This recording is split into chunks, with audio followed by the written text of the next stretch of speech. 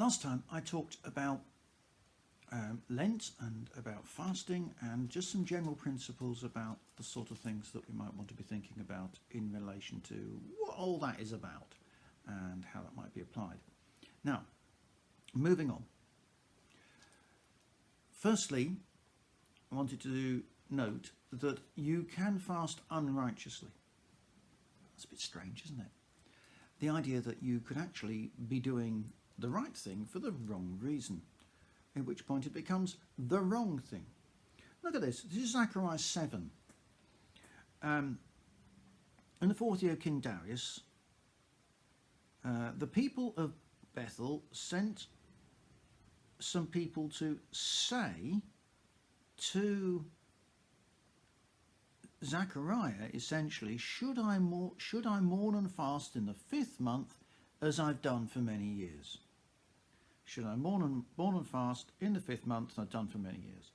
Now, the point was they fasted and mourned in the 5th and the 7th month for the past 70 years. And the reason they'd done that was because they had been unrighteous before God. The Babylonians had come, shut them out. And the result was that they were in exile. And all through that time, they had taken it upon themselves to have these fasts, basically to try and persuade God to have them back again. But now they were back. They're saying, should we continue the fasts? And what the word of the Lord came to Zechariah was, firstly,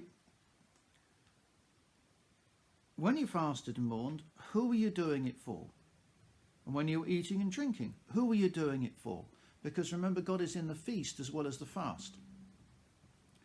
And then, this is what the Lord Almighty says. This is verse 9. Administer true justice. Show mercy and compassion to one another. Do not oppress the widow or the fatherless, the alien or the poor. In your hearts do not think evil of one another.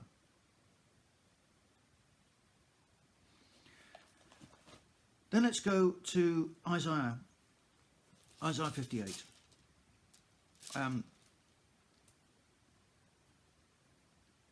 Day after day they seek me out. They seem eager to know my ways, as if they were a nation that does what is right and has not forsaken the commands of its God.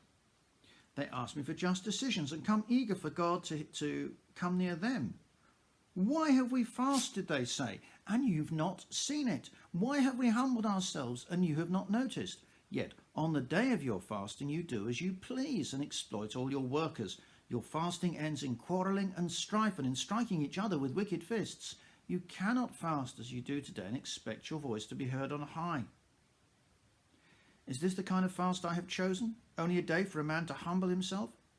Is it only for bowing one's head like a reed and for lying on sackcloth and ashes? Is that what you call a fast, a day acceptable to the Lord? Is not this the kind of fasting I have chosen? To loosen the chains of injustice and untie the cords of the yoke, to set the oppressed free and to break every yoke? Is it not to share your food with the hungry and to provide the poor wanderer with shelter? When you see the naked, to clothe him and not to turn away from your own flesh and blood? Then your light will break forth like the dawn and your healing will quickly appear. Then your righteousness will go before you and the glory of the Lord will be your rearguard. When you call, the Lord will answer. When you cry for help, he will say, here I am. If you do away with the yoke of oppression, with the pointing finger and the malicious talk, if you spend yourselves on behalf of the hungry and satisfy the needs of the oppressed, then your light will rise in the darkness and your night become like the noonday. And so on. Here's the thing. To care for the poor and the needy. To stand up for what is right and good. To look to the needs of those who are struggling is a big personal sacrifice. Many Christians have found themselves in economically disadvantaged situations. And of course, when we give financially, then we're immediately reducing our own spending power. It's God saying, yeah, okay, there might be a right time for you to fast by depriving yourself of nourishment in some way. But there are other kinds of fasts. And more to the point, that fast, unless it's underlined with right conduct, is meaningless.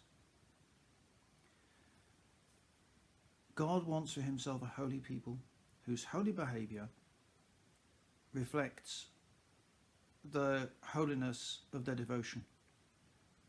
And if we do our Lenten fasting thingy, if we do it, it has to be backed up with positive behaviours all year round.